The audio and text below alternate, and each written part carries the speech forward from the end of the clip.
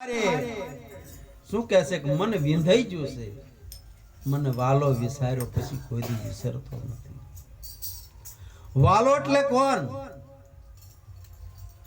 ગમે એટલી સંમતિ હોય, ગમે એટલું હોય, પણ પોતાનો જે જીવાતમાં પોતાનું જે સત માલિક પ્રગટ થયું છે અને પોતાના જે સત ગુરુ છે ને, આ દેહના ગુરુ તો દુનિયામાં હવ કરે, પણ મનના ગુરુ વગર મુક્તિ મળતી નથી.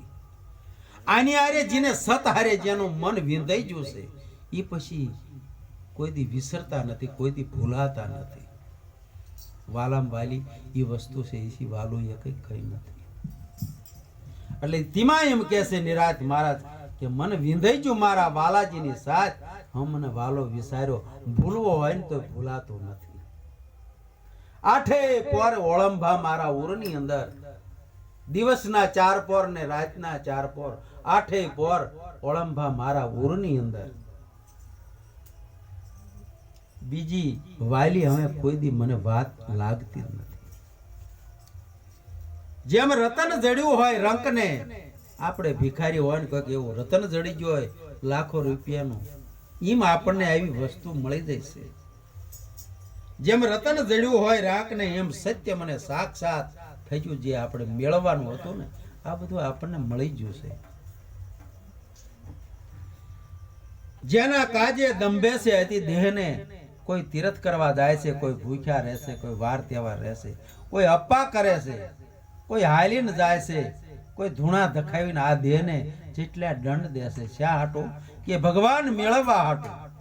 પણ આપણને આપણા સદગુરુએ એક સહેજ વારમાં જે સાચી વસ્તુ છે ને એનું પારખ કરાવી દીધું, અને વાલો જે હતો ને એ આપણને દેખાડી દીધો છે.